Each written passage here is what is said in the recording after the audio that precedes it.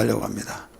그 요한복음 11장 그 25절 26절 보면 내가 진실로 너에게 이르노니 하면서 내가 그 생명이요 부활이다 이런 말씀을 하셨어요.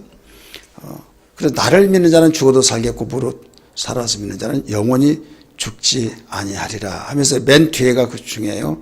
네가 이것을 믿느냐 이 말씀을. 근데 대부분 이 네가 이것을 믿느냐 거기는 빼놓고 그 안에만 있습니다. 그러니까 주님이 말씀하신 의도는 그 네가 이것을 믿느냐 지금 부활이라는 단어는 지금은 만연화되어 있어요. 예수님이 부활하셨기 때문에 살아난다. 그를 믿으면 우리도 그와 같이 산다. 다 만연화되는데 당시에는 부활이라는 단어 자체를 이해를 못했어요. 단어 자체가 없었어요 사실. 그래서 이미 낮 시간에도 말씀드렸지만 마가복음 9장 10절의 말씀이니까 내가 다시 살아나리라 하니까 다시 살아난단 말이 무슨 말이지? 이해를 못했을 정도로 없는 단어를 말할 때는 그 말이 생소하게 들리죠. 자, 지금 IMF라는 단어 알아요 몰라요?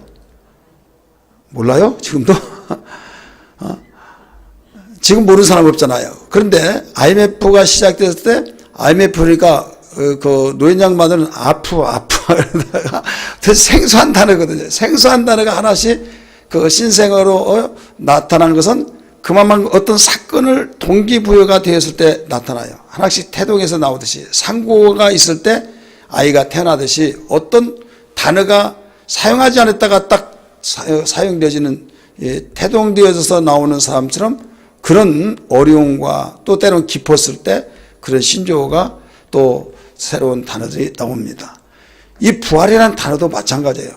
그래서 죽음만이 있는 그 시대에 부활이라는 단어를 주님이 처음에 말씀했을 때 제자들마저도 그 말이 무슨 말인가 도대체 고개를 갸웃갸웃하면서 나중에 예수님 부활하시고 난 뒤에는 그래서 주님이 말씀하셨구나 이렇게 말씀하셨어요. 그래서 이 부활절을 통해서 우리에게 예수님이 부활하셨다라고 한 가운데서 우리에게 세 가지를 우리 정리를 좀 해보려고 해요. 하나는 뭐냐면 그 부활은 이 단절을 그 이음표로 그 이어준 이 절기다. 이 말씀을 드리고 싶은데 그 세계 모든 기독교인들은 이 부활절 때 그 여러 가지 모양으로 그 상징을 통해서 그 부활절을 지켰습니다. 예를 들어서 우리는 상징 속에서 계란을 주잖아요. 오늘 계란 받으셨죠? 계란값 비쌉니다. 샀을 때하고 틀려요. 그래서 다른 교회에서 계란값 많이 올라가지고 떡한다 해가지고 떡했대요. 근데 여러분 떡도 먹었잖아요. 그런데 이 세계 사람 우리는 우리끼리만 우리나라 안에서만 볼 때는 계란 부활절 그래서 계란 장사 하신 분들이 부활절을 전후로 해가지고 굉장히 비싸게 그 뭐 시장 원리에 따라서 소비가 많으니까 비쌀 수밖에 없죠. 생산은 적고 소비는 많으니까 거기에 가격이 자동적으로 시장 원리에 따라서 적용이 되다 보니까 비쌀 수밖에 없는 거예요. 근데 우리나라는 기란하지만은 이 토끼를 주기도 하고 뭐세요? 토끼 또 백합을 가지고 상징을 하기도 합니다. 또 어린 양 또 달걀 이런 식으로인데 왜 토끼냐? 이 토끼는 왜 그런가 하면 이 봄의 계절의 왕이다. 봄에 가장 겨울에 웅크리고 있다가 봄이 되면 막 좋아가지고 깡충깡충 뛰면서 풀이마 그 건초를 먹다가 이 새싹이 나오는 그 풀이 있으니까 완전히 그동안에 먹지 못한 걸 먹으면서 좀 다른 표현으로 하면 넘실는 춤을 추듯이 최고 좋아하고 활발하게 움직여진 것이 토끼가 그 봄의 계절의 그 짐승이다. 이렇게 말을 합니다. 그래서 그 즈음에서 부활절이 있으니까 그 토끼를 이렇게 선물하고 토끼를 갖다 놓고 설명을 하기도 하고 이렇게 설명을 했어요. 근데 이 선물이 그 토끼가 그 사실은 달걀은 왜 나오냐면 토끼가 달걀을 갖다 줬다. 이렇게 그 민담에서 내려오는 그 소식이 그렇게 돼 있어요. 민담 무슨 말인지 알죠? 전에서부터 모든 사람들로부터 전해져 내려오는 이런 소리인데 그 토끼가 다니다가 이제 어디인가 모르게 달걀을 딱 해서 갖다 줬단 말이에요. 가지고 왔어요. 그러니까 달걀도 그런 보니까 의미가 있네. 거기서 부화돼서 나오니까. 그래서 토끼로 처음에 시작하다가 달걀로 또 백합화를 이제 그것도 이제 봄에 이제 그 왕성하게 자라고 또 지금 우리가 있는 그 백합화 아니에요. 다른 저기 이스라엘 백합화는 우리가 볼 때 사모님이랑 다른 사람 지나다니면서 저게 뭐 대마초 뭐라고 그랬어요? 양귀비가 이렇게 생겼다고? 우리 양귀비인 줄 알았어요, 그게. 근데 양귀비는 아니에요. 성지순례 갔더니 이 백합화가 들에 핀 백합화를 봐라. 이렇게 아름다운 거 어디 있냐 하는데 우리가 사실 알고 있는 백합화는 아름다워요? 안 아름다워요? 아름다워요? 하얀 거 막 이렇게 돼가지고 나팔같이 보이는 거 있잖아요. 아름답기는 뭐 아름답습니까? 나는 미적 감각 없으면 아름답지도 않아요. 그렇잖아요. 우리나라 그 백합화. 그리고 우리나라에서 보니까 백합화 뭐가 좋길래 성경에는 들에 핀 백합화를 봐라. 막 길쌈도 하지 않고 누가 키우지도 않는데 이렇게 아름답다고 하면서 최고 아름다운 걸로 묘사하고 있잖아요. 예수님이. 그래서 성지순례가 그래서 중요하더라고. 가이드가 말하기를 우리나라 백합화 아니다고 이게 이스라엘 백합화 이것이다고. 그래 보이는 너무 아름다운데 바로 여기에 우리 있어요. 이 길가에 다니면서 양귀비 있잖아요. 조금만 해가지고 발그릇 있잖아요. 그게 백합화대 이스라엘에. 그래서 그 백합화의 이 종류 중에서 여러 가지가 있는데 지금 백합화라고 하는 이것을 봄에 핀 것이라고 해서 이제 그걸로 상징하기도 그렇게 하고 있는데 지금 저는 오늘 이 부활주의를 통해서 세 가지로서 우리 상징하면서 이 말씀 속에서 찾아보려고 그래요. 그게 뭐냐면 단절에서 이음표를 주었다. 부활절이. 따라서 합시다. 단절에서 이음표를 주었다. 자, 죄의 삭은 뭡니까? 사망이죠. 하나님과 하나 된 것이 딱 잘라져 버렸어요. 죄를 지음으로써. 잘라져서 이제는 끝이 나버린 거죠. 그래서 죽음이라고 하는 것은 끝이에요. 그래서 죽었다 하면 끝이기 때문에 낮 시간에도 말씀드렸지만 통곡을 합니다. 그런데 주님이 부활하셨어요. 부활하신 것 보니까 끝이 아니구나. 그래서 단절된 것을 이어주는 거죠. 부활이라는 것은 죽음이 있기 때문에 부활이 있는 거예요. 따라서 합시다. 죽음이 있기 때문에 부활이 있다. 절대 부활이라는 단어는 죽음이 있기 때문에 생겨난 거지 죽음이 없으면 부활이라는 단어가 있을 수가 없죠. 성립이 될 수가 없는 겁니다. 그래서 부활절은 그 단절을 이음표로 연결시켜 준 것이다. 두 번째는 이 부활은 마침표를 쉼표로 바꿔준 겁니다. 따라서 합시다. 마침표를 쉼표로 완전히 바꿔줬는데 우리가 이미 죽음 말씀드렸죠. 다 이뤘도다 라고 해서 이미 다 죽어서 끝이 났다 이거죠. 마침표 딱 찍었어요. 종지부를 찍었단 말이에요. 그런데 나중에 부활이 생겨버렸으니까 야 끝이 아니구나. 그러면 이 마침표를 그게 마침표가 아니라 잠깐 쉬었다가 다시 이루어지는구나. 쉬었다가 다시 부활이 이루어진 것이다 이거죠. 그래서 마침표가 아니라 마침표를 쉼표로 바꿔줬다 이거죠. 뭐가요? 부활이. 따라서 합시다. 마침표를 쉼표로 바꿔줬다. 듣고 보니까 그런 것 같아요? 안 그런 것 같아요? 예, 그런 것 같으니까 말씀을 드린 거예요. 정리를 해서. 그러니까 반드시 우리 부활 그러면 다른 사람이 끝났다 뭐 마침표 하지만 마침표가 아니라 쉼표로 바뀌어진 거예요. 쉼표는 쉬라고 한 것이 끝났다는 것이 아니다. 그래서 예수 믿는 사람은 다 통곡하고 나는 끝났어. 뭐 직장이든 뭐 우리의 삶 속에서는 죽음이든 모든 것이 마침표 종지부라서 이제 절망뿐이 없잖아요. 근데 그렇게 생각하면 안 돼요. 주님의 부활은 우리에게 무엇을 가르쳐 주고 있는가? 이것은 잠시 쉬라고 한 것이다. 그 다음에 부활이 나타나듯이 나에게 더 좋은 일이 있으리라고 확신한다. 이런 믿음으로 살아야 될 줄 믿습니다. 할렐루야. 그 다음에 이 부활은 흩어진 제자들을 다 하나로 하나 되게 만들었어요. 막 흩어졌어요. 근데 하나로 묶어졌어요. 그래서 갈릴리에서 배우리라 하라 라고 말씀했죠. 제자들은 예수님 죽으심으로 다 이리 뿔들이 흩어지고 그랬는데 나중에 갈릴리라고는 그곳에 한 장소로 딱 묶어놓고 주님이 말씀하신 것처럼 아버지여 내게 준 자들을 하나 되게 하옵소서. 아버지와 내가 하나 된 것처럼 저들도 하나 되게 달라고 하면 그 뜻이 다 이루어졌습니다. 그래서 우리 부활은 영원한 부활, 또 우리의 생명 있는 부활. 그래서 부활신앙으로 우리가 돼야 될 줄 믿습니다. 할렐루야. 부활절 찬송 한 장 부를까요? 찬송 160장을 부릅시다. 그 무덤에 머물러. 노리 목사님이 작사했던 거 아시죠? 새벽에 안 나오시는 분 몰라요. 노리 목사님과 누군가 잘 부르는데 나중에 전해 듣기로 하고요.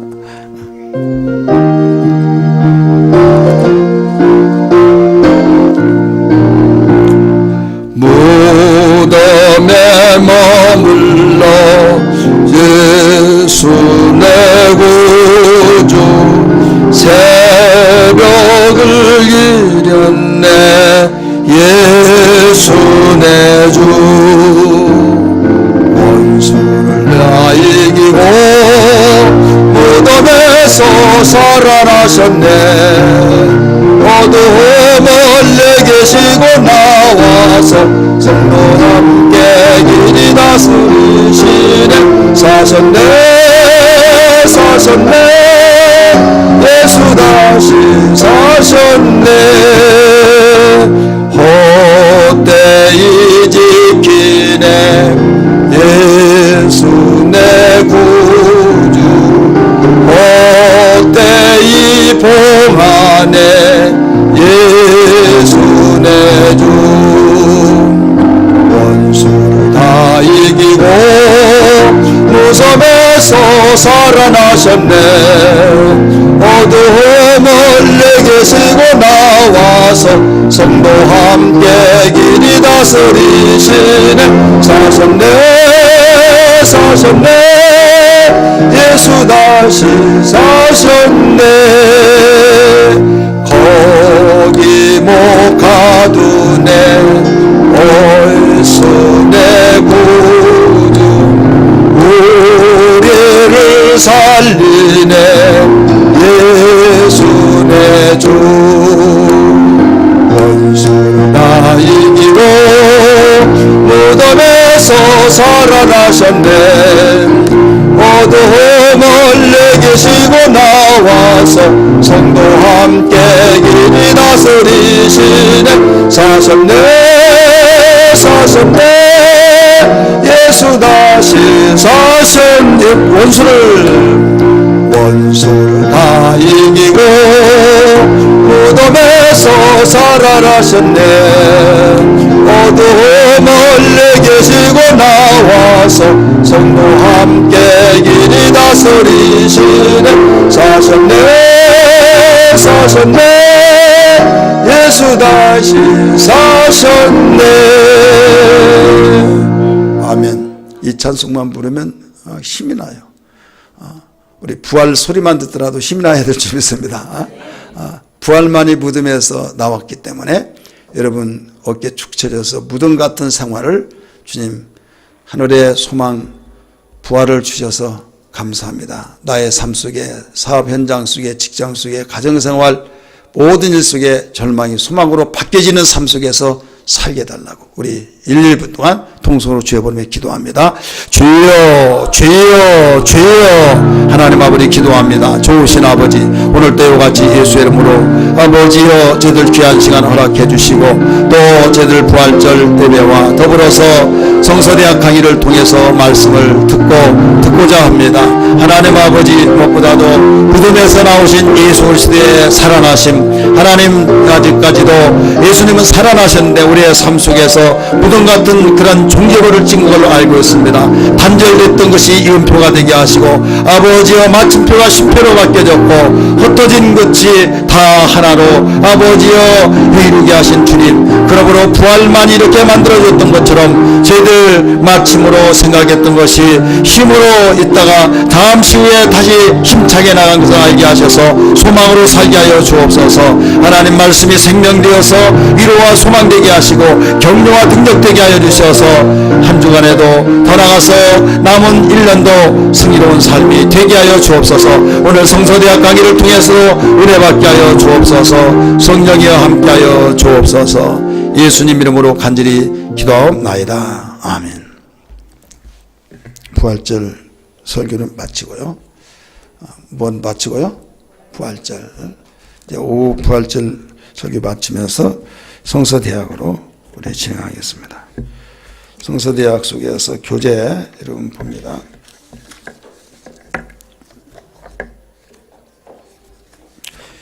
교재 우리 몇 페이지를 보신가 하면 10페이지 10원입니다.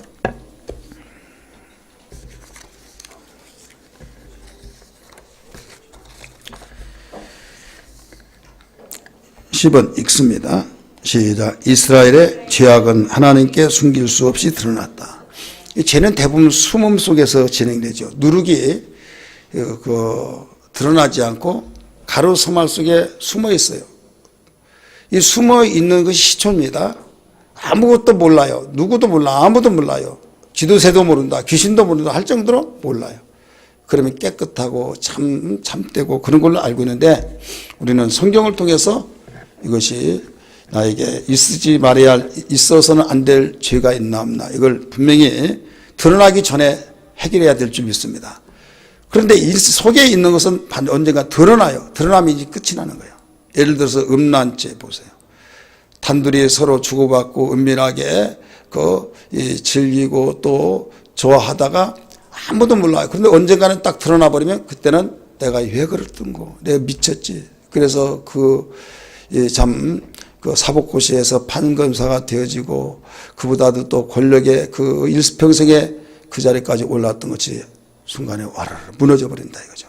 그래서 죄는 드러나면 그때는 끝난다. 근데 세상의 모든 사람들은 어떻게 생각하냐? 드러나면 그게 죄고 안 드러난 건 죄가 아닌 걸로 생각했어요. 성경은 드러나기 전에도 은밀하게 저질른 이 자체 죄인데 그때 해결되지 않으면 이미 늦다. 이것을 일러주는데, 여기에 호세아 시대 때 죄가 하나님께 숨김없이 다 드러나 버렸다. 이렇게 가르쳐 줬어요. 동그라미 1번. 그들이 하고 있는 악행에 대한 인식이 없었다. 너무 죄에 대해서 만연화되니까 자기가 죄진 줄을 몰라요. 자기가 하고 있는 일이 정상적인 일로 생각해요. 이게 무서운 거예요. 거짓말을 예를 들어서 보세요. 거짓말이라는 것은 거짓말 하나도 하지 않는 사람이 거짓말을 딱 했다. 다른 사람은 모르는데 자기만이 혼자 쿵덕쿵덕 하면서 다른 사람이 다 자기를 보는 것 같아가지고 얼굴이 벌거스름하고, 거짓말 못 사겠다 막. 그러면서 자기에게 이제 도저히 다 못 사겠다 해서 자수해서 광명쳤다 해서 털어놓고 이야기했어요. 사실 내가 어제 바빠서 못 만나고 그러는데 가기 싫어서 내가 만나지 않았다. 너무 미안하다. 그러면서 너무 이 거짓말하고 내가 잠을 못 잤다. 그러니까 옆에 듣던 친구가, 아이고 순재라 바보, 그게 뭐야? 그럴 수 있는 거야. 그래서 그들은 그보다 더 많은 거짓말도 눈 하나 깜빡하지 않고 얼굴색을 변찮냐고 그냥 막 밥 먹듯이 거짓말을 하는 사람인데, 그 사람은 거짓말이 죄인지도 몰라요. 근데 안 해본 사람은 잠을 못 잘 정도로 지금 두근두근하고 너 왜 거짓말했어? 그렇게 막 쏘아붙인 것 같고 내가 모를 줄 아냐, 그런 것 같다 이거죠. 그러니까 자기 자신이 죄가 만연화가 되어지면 구둑살이 되듯이 자기 자신이 죄인지를 모른다. 이것은 고칠 수가 없는 겁니다. 그래서 우리 자신을 항상 진단하며, 호세아 시대 때 죄가 이렇게 모든 사람이 악행을 저질렀음에도 불구하고 인식을 못했다 할 정도로 악행이 만연화됐다 이거. 두 번째, 그들의 지도자들의 파괴적인 삶을 살고 있었다. 지도자들이 파괴적인 거, 기분 나쁘면 막 자기 감정대로 처리해버리고 법대로 규칙대로 처리해야 할 그 공직 생활에 있는 권력자들이 그렇지 않고 자기 기분에 내키는 대로 자기의 이루려고 하면 그냥 막 어떤 그 법이 있지만은 그냥 그쪽으로 돌아갈 수 있도록 해석을 해버리고 저 죽여 구속시켜 그러면 없는 죄를 막 만들어 가지고 집어넣기도 하고 막 이런 시대가 됐다 이거죠. 오늘날도 마찬가지죠. 그래서 이렇게 그 지도자들이 파괴적인 삶을 살고 있다. 자, 우리는 그들의 속임수가 용인되고 또 그들의 방탕함이 도저히 만연화되고 그들의 술 취함이 분별력을 흐리게 만들어서 이렇게 되어졌다는 것을 알아야 될 줄 믿습니다. 우리 왼쪽 한번 읽습니다. 시작. 그들이 다 화덕같이 뜨거워져서 그 재판장들을 삼키며 그들의 왕들을 다 엎드러지게 하며 그들 중에는 내게 부린 자가 하나도 없도다. 여기에 이 왕들이 권력가들이 그 잔치와 음주로 인하여서 열기가 확 달아오릅니다. 그것을 화덕으로 비유를 했어요. 달아올라서 왕을 향한 분노를 표현한다. 그 백성들이 이제 왕에 대해서 분노를 이렇게 일어났는데 야, 왕 이번에 손 좀 봐주자. 죽이자. 해서 호세아 시대에 그 20년 동안에 왕을 네 왕을 살해해서 죽였어요. 그만큼 백성이 주인이야 하면서 그 대통령 시대 그 정치하고요 왕권 정치하고는 달라요.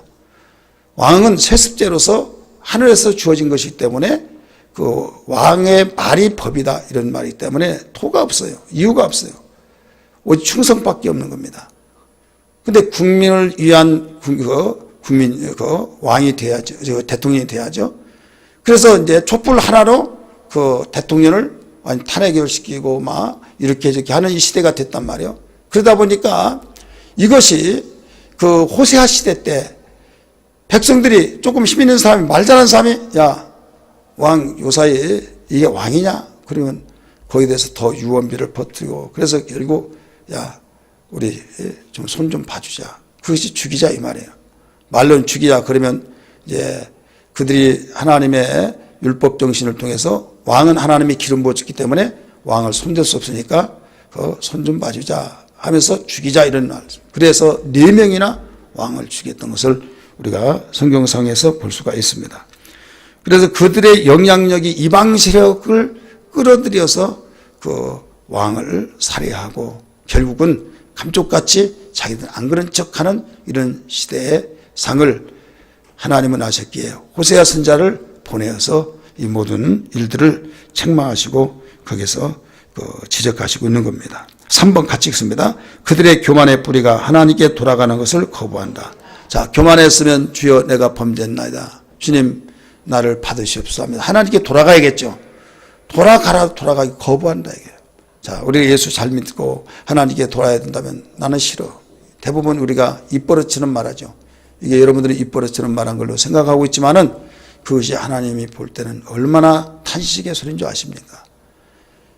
예, 잘못했습니다. 다시는 그러지 않겠습니다. 그게 책망하는 사람이 가장 듣기 원하는 거예요. 근데 내가 뭐 잘못했는데요 하면서 고개 뻣뻣이 쳐들고 막 반항하고 여러분 자식에게 여러분이 책망을 할 때 막 눈 딱 부름뜨고 에이씨 막 하면서 벌떡이를 하면서 부모만 다야 하고 뛰쳐나가 버린다고 한다면 어떨까요?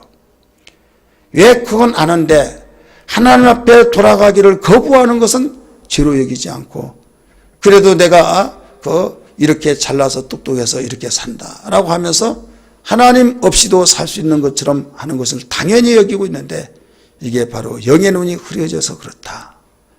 호세아 선지자는 강력하게 죄를 지적하면서 책망하고 있는 겁니다. 11페이지 4번 읽습니다. 시작. 그들의 애국과 아수르와 동맹에 하나님의 심판을 초래했다. 자, 자기들의 힘이 약하니까 어떻게 해서든지 북쪽에는 아수르를 남쪽에는 애굽을 서로 손을 잡고 동맹을 맺었어요. 자, 하나님께로부터 선택받은 민족 이스라엘 백성은 누구와 동맹을 맺어요? 누구와 동맹을 맺어요? 동맹이라는 단어를 쓰니까 좀 이상해 나와요. 동맹이라는 단어가 나왔으니까 그걸 이용한 거예요. 누구와 동맹을 해요? 동맹이라는 건 하나다는 거예요. 하나. 피와 같이 피는 하나잖아요. 그래서 하나님과 동맹해요. 하나님과 하나가 되는데 하나님과 하나 되어서 모든 걸 풀어가려고 생각한 것이 겸손이고 하나님 원하신 것인데 여기에서 북쪽 이스라엘은 가까운 나라인 강대국인 아수르를 의존해서 동맹을 맺고 남쪽은 그 유다는 또 남쪽에 가까운 애굽을 의존해서 동맹을 맺었다 이거죠. 하나님께 동맹을 맺어야 할 하나님과 함께하고 의지해야 할 그 민족이 지금 옆에 주변에 있는 그 눈에 보이는 강대국이라 하는 그들을 의존하고 선지자들이 이렇게 하면 망한다. 너들 하나님이 다 던져버린다. 이방으로 다 내쫓는다 하더라도 눈 하나 깜빡하지 않았어요. 왜? 웃기지 마라. 우리를 도와준 자가 있다. 누가? 아수르가. 누가? 남쪽에는 애굽이. 그럴 때 아무 이상이 없는 걸로 생각하지만 여러분 하나님이 예언하신 대로 그렇게 동맹을 맺었던 그들이 한순간에 바뀌어져 버린 겁니다. 긁어놓는 거예요. 지도자 생각을 탁 바꾸니까 이 고양이 앞에 생선이라는 말이 있듯이 집어 먹어버립니다. 그래서 결국 다 포로로 잡혀가고 망했잖아요. 여러분 우리가 현재 하나님 없이 잘 되고 잘 나가고 이래서 누구도 이건 막을 수 없다. 이건 보장받는 일이다 라고 하나님 없이 생각하는 이것은 위험한 생각이라는 걸 알아야 될 줄 믿습니다. 하나님 없이는 하나님이 도우시지 않고는 하나님이 함께하지 않고는 절대로 온전한 것이 없어요. 그래서 시대가 시대인 만큼 하나님 없이도 잘 살 수 있다. 하나님 없이도 스스로 살 수 있다. 하나님 없이도 얼마든지 우리는 행복할 수 있다. 이런 것이 달콤하게 들려오는 거예요. 그러나 이건 쓰답하면서 생사화복을 주관하신 하나님, 행복의 시작 예수 그리스도, 바로 그분 없이 등 돌리고 우리는 행복할 수 없고 스스로 살 수 없고 우리가 축복을 지속시켜 나갈 수 없다. 이것을 분명히 믿고 우리는 멈출 때 멈춰서 그 방향을 하나님께 돌려야 될 줄 믿습니다. 흐트러졌던 마음을 다 하나님께로 모아서 나갈 때 늦은 감 있는 것 같지만은 그래도 하나님이 잘했다 칭찬하시면서 항상 하나님이 이끌어 줄 줄 믿습니다. 자, 5번 같이 읽습니다. 시작. 그들은 하나님에 대항하며 반역을 하였다. 하나님에 대하여 대항하면서 반역했다. 섬긴 것도 부족하여야 할 텐데 반항까지 했다. 이거예요. 성경 구절 다 나왔어요. 오른쪽 한번 읽읍시다. 시작. 화 있을진저 그들이 나를 떠나 그릇 갔음이라. 패망할진저 그들이 내게 범죄했음이니라. 내가 그들을 건져주리라 하나 그들이 나를 거슬려 거짓을 말하고 도와준다 하더라도 필요 없어요 하는 거예요. 이것이 역사적인 한 사건의 북쪽 이스라엘 백성들만이 그런 것이라 오늘 이것을 나에게 비춰보세요. 하나님이 도와주시사라 집사님. 그러면 예 그래요. 그러기는 그렇네요. 말이 똑같이 그렇다고 하는데 그 어투라는 것이 있어요. 예 내가 사랑해요. 근데 사랑한다는 그 어투가 벌써 느낌이 다르잖아요. 그런 것처럼 이 이스라엘 백성들이 이렇게 하나님을 거스려 올라갔다 하는 것을 비추면서 거울은 우리를 보여주듯이 바로 성경은 우리를 보여주는 거울인 걸 기억하면서 우리가 바로 고칠 건 고치고 나가야 될 줄 믿습니다. 교훈 같이 읽습니다. 시작. 병은 드러내지 않으면 고칠 수 없다. 하나님께서 아무리 치료하시려 해도 아픈 곳을 감추거나 드러내지 않으면 고치거나 써낼 수 없기 때문에 계속 질병이 주는 고통을 안고 살아가야 하나 비참하게 죽는 수밖에 없다. 자, 병은 드러내야만 고치죠. 그래서 병은 자랑해야 산다 이런 말이 있어요. 내가 이렇게 아파 이렇게 아파. 이건 먹어봐 이건 먹어. 누구도 똑같은데 이건 먹고 나 샀어. 그래서 드러내놓으면 약이 많아. 그래서 다 맞는 건 아니고 그 10가지 써서 한 가지라도 맞으면 그 한 가지 때문에 사는 거예요. 믿으시길 바랍니다. 근데 왜 그런 약을 만났어요? 드러내놓았기 때문에. 병은 자랑해야 된다는 말이 있잖아요. 근데 싹 감추고 있으면 아니 건강한데 무슨 약을 이야기하겠어요? 무슨 소개를 하겠냐고요. 그러니까 여기 아프고 다 이야기하면 상대방에게 좀 내 약점을 드러내는 것 같지만은 그래도 살 길이 있다 이거죠. 자, 하나님 앞에 우리를 드러내놓으란 거예요. 죄진 걸 드러내놓고 나에게 잘못을 드러내놓고 다 드러내놓고 다른 표현으로 말하면 까발리라 이거죠. 자, 까발려서 다 드러냈고 나는 이런 놈입니다. 이런 년입니다. 이런 사람입니다 하면서 하나님 앞에 철저히 회개하고 무릎 꿇을 때 하나님은 그를 안아주시고 싸매주시고 다독거려 주셔서 치유해 주신 걸 믿기 바랍니다. 따라서 합시다. 감추는 자가 지혜가 아니라 드러내는 자가 지혜다.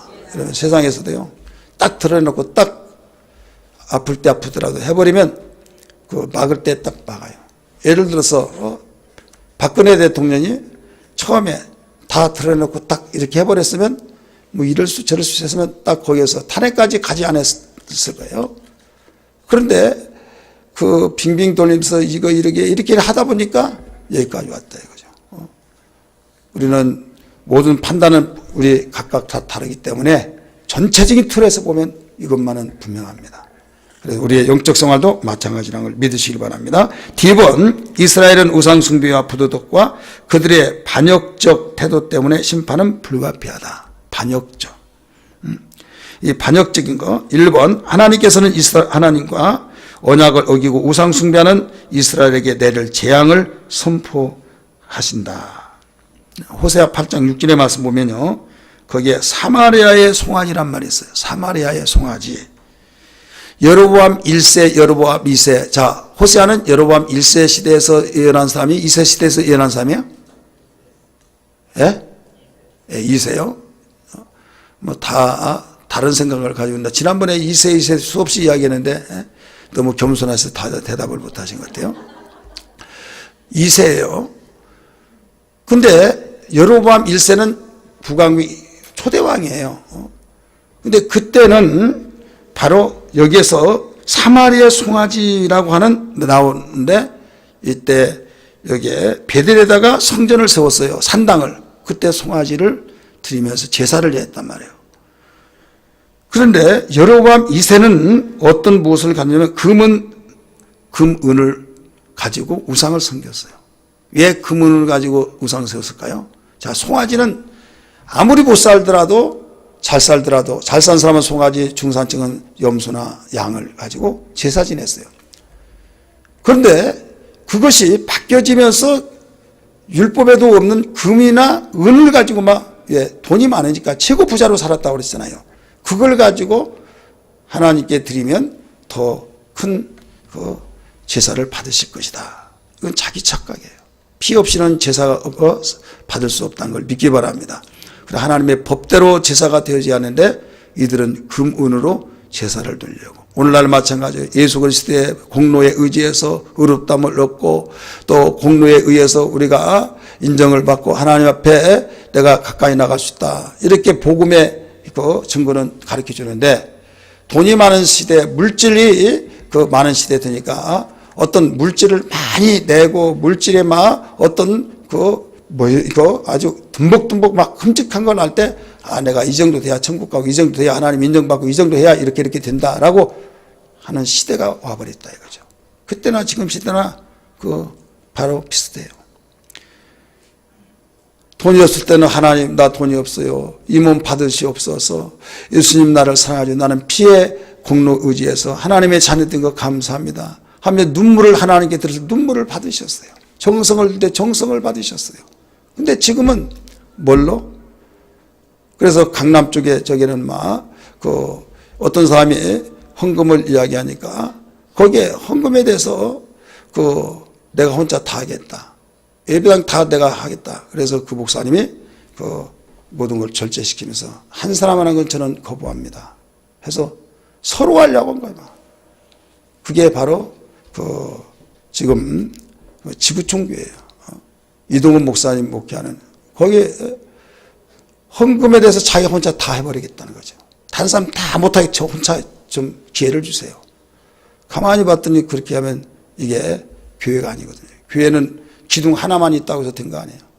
기둥도 있고 썩가래도 있고 창틀도 있고 모든 것이 다 동원돼야 집이 이루어진 것처럼 하나님의 집은 비록 연약하더라도 그 사람이 눈물이라도 같이 들여주고 해야만 이게 온전한 집이 된 것처럼 믿으시길 바랍니다. 이 물질이 없는 삶은 너무 없고 있는 삶은 돈이 너무 많이 썼다 쓸지를 못해서 엉뚱한 데 쓴 것을 알 수가 있죠. 우리 교회 그 자동차를 좀 사야 하는데 자동차가 10년, 15년 막 다 이렇게 되니까 썩음썩음 해가지고 그 멈추고 보면 엔진 다 갈아야 된다서 지난번에 우리 신광희 장로님 통해서 그 여기서는 막 130만 원, 장안동에 가서 막 100만 원 이런 식으로 이제 해서 싸게 했어요. 근데 또 구인승이 또 퍼져가지고 또 엔진을 다 갈았어요. 제 가슴 속에서는 우리 성도들이 부자로 살고 돈 있으면 막 목사님 썩음썩음 하니까 정비세요. 저기도 수리비도 많이 나가니까 제가 하나 살 텐데 좀 어떻게 하면 좋을까요? 기회를 좀 주시면 하면 얼마나 좋겠습니까? 여기 창대교회 아시죠? 우리 지난번에 우리 목사님 오셔서 그 창대교회 목사님이 이제 어떤 목사님 오셔서 여전도에 뭐 좀 하나 해놔야지 이제 그렇게 했대요. 아니 모임 있어서 가서 봤더니 세차가 있어. 어떻게 세차를 저기 했냐 그랬더니 그 목사님 설교하면서 여전대 한번 손들어 보라고 일어나 보라고. 예를 들어 이 여전대 그러니까 여전대 딱 일어나니까 뭐 하나 해놓아야 헌신 예배가 아니냐고. 그러니까 아멘 하더래요. 그러더니 당장 우리 차가 하나 없으니까 차 한 대 삽시다 해서 스트라이크스 12인석을 딱 사가지고 그 기관에서 딱 사가지고 딱 갖다 놨더라 이거죠. 그 소리 듣고 주여 자 있는 삶은 근데 우리는 전체 우리의 힘을 합해서 해봅시다 하더라도 물론 뭐 오병이의 역사 속에서 뭐 안 된다는 보장은 어디 있습니까? 우리는 이만큼 이 시대에 있는 데는 풍성하게 있고 없는 데 없고 그렇다고 해서 있으면 있어서 막 그 사람만이 하나님 받고 없으면 없어서 안 받고 그건 아니에요. 우리는 피라고 하는 것이 중요한 거예요. 따라서 다 피가 중요하다. 이 여로보암 2세 때 금은으로 제사를 드렸다. 이것이 우리 큰 교훈을 주고 있습니다. 2번 하나님께서는 이스라엘의 부득한 생활 방식 때문에 형벌의 날을 불가피하다고 말씀하신다. 자, 부도덕한 생활, 윤리와 도덕이 무너져버리는 것, 하나님의 신실한 선지자를 대적하는 행위, 보응을 받죠. 신앙이 무너지면 어떤 현상에서 딱 나타나면요, 개인적으로나 단체적으로나 신앙이 무너지면 주의 종을 먹같이 하는 거예요. 먹같이 얘기해요? 예? 신앙이 뜨겁고 신앙이 살아있으면 주의 종은 하나님의 종이야. 하나님의 종을 마음 아파하면 잘된 것도 없어 하면서 하나님의 종을 존경하고 권위 있게 생각하고 이렇게 해서 신앙생활을 하는데 신앙이 무너지면 목사면 다야 하면서 목사면 다야 하면서 발바닥 때 같이 여겨버리면서 나가는, 이건 개인적으로도 마찬가지고 단체적인 공동체도 마찬가지야. 이 시대가 그랬어요. 하나님의 종이 다야 하면서 아무리 선자가 외치더라도 듣지를 않는 거예요. 그러니까 신앙적인 윤리도 다 무너져 버린 거예요. 기본 상식적인 것이 무너져 버렸다 이거예요. 윤리 도덕은 뭡니까? 기본적인 거예요. 기본적인 거. 그게 무너져 버릴 때 끝장단한 거죠. 아무리 무너지더라도 기본적인 건 무너지지 마자 이거죠. 부모와 자식 사이에 바로 기본적인 건 무너지지 마자 있잖아요. 기본이 무너지면 기초는 있다 이거예요. 그러면 그 기초 위에 다른 건 허물어졌더라도 뼈대는 있기 때문에 거기에 다시 지어 오르기가 쉽지 않은 얘기죠. 근데 기본적인까지 다 무너져 버리면 여러분 이건 끝장이 되는 거예요. 자, 저는 이 호세아 시대상을 비추면서 오늘날 이 시대상이 이렇구나. 그때나 지금이나 다를 바가 없구나. 이것을 비춰보면서 그 뒤에 뭐가 가까웠냐. 심판이 가까웠고 있다 하는 것을 우리는 되새겨 볼 줄 알아야 될 줄 믿습니다. 교훈 같이 읽습니다. 시작. 조금씩 서서히 그리고 오랫동안 쌓인 죄의 생활 방식은 자신을 죄에 대하여 더욱 무감각하게 만들고 자신이 짓는 죄로 인하여 큰 심판을 이르게 된다는 것도 깨닫지 못하게 만든다. 이 조금씩 굉장히 이게 무서운 거예요. 아픈 것도요 한꺼번에 탁 아파버리면요 막 벌벌벌 빨리 병원에 가봐. 그런데요 골골골골 하는 사람 있잖아요. 그래 괜찮아 뭐 항상 그랬어. 그러니까 내 병원에 이래 하다 보면 이게 누적이 되고 구둑살 되듯이 그러다 보면 이제는 손 쓸 수가 없는 이런 경우가 나타나듯이 우리의 신앙도 똑같은 거예요. 그래서 항상 조금씩이라는 것은 사단아 물러가라 하면서 우리는 굉장히 그 긴장된 걸 가지고, 그래서 성경은 근신하라 깨어라 우는 사자가 두루 다니며 삼킬 자를 찾고 있나니 라고 말씀하셨듯이 항상 근신해야 될 줄 믿습니다. 이 근신이라는 말은 쉬운 말로 무슨 말이냐면 그 긴장을 하라 이 말이에요. 근데 신기한 것은 긴장을 하면 그 변비가 나오고 이 긴장하면 이 신경계가 다 그 긴장돼서 안 아팠던 것이 아프고 막 그래요. 근데 신기한 것은요, 영적으로 긴장감을 가지면요, 있었던 병도 사라져버리고 안 된 것도 되어지고 생동감이 넘친 걸 믿기 바랍니다. 그래서 근심이 두 가지인데, 하나는 세상 근심이 있고 하나는 하나님을 위한 근심이 있어요. 어떻게 하면 하나님의 뜻대로 살까? 어떻게 하면 하나님이 기뻐하신 뜻대로 살까? 고린도후서 나오잖아요. 8장에. 세상 근심은 뭐라고 그랬어요? 세상 근심은 나와야죠. 죄의 싹슨 그는 뭐예요? 그렇게 나와야죠. 세상 근심은 뭐예요? 주여 사망을 이루는 것이요 나오잖아요. 고린도서 8장. 세상 근심은 사망을 이루는 것이요, 하나님을 위한 근심은 구원에 이르는 것이라 라고 말씀하셨어요. 그래서 근심도 수준 높은 근심을 해야 될 줄 믿습니다. 우리 옆에 분에게 집사님 수준 높은 근심을 합시다. 무슨 근심이에요? 그 유치한 그 근심 하지 마시고 수준 근심, 수준 높은 근심을 하면 하나님이 당신의 자녀들이 역시 나 보람이 있다, 내 자녀들이 이렇게 수준이 높다니 하면서 하나님이 감동을 받을 줄 믿습니다.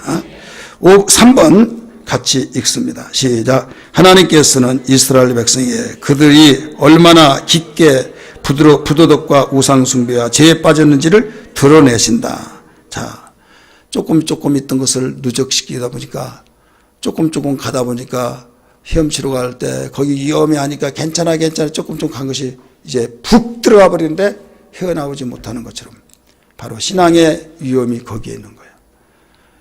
이번만 괜찮아, 주의를 주더라도 나를 못 믿냐고 하면서 신경질 내면서 괜찮다고 하면서 돌이킬 줄을 몰라.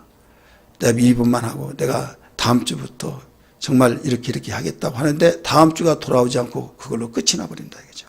영원히 돌아올 수 있는 길에서 끝나버렸다 이거죠. 이것이 우리를 보여주는 오늘 말씀의 거울입니다.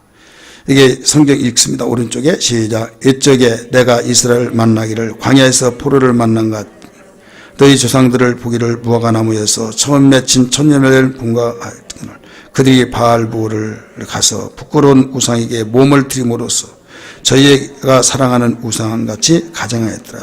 아멘. 여기에서 포도와 무화과나무 은유는 이스라엘의 청춘과 하나님께 기쁨을 드리는 초기 모습을 보여주기 위해서 사용된 말이에요. 근데 바알부볼을 나오죠. 바알부볼은 사해에서 동북쪽으로 20km 떨어진 모압 지방이에요.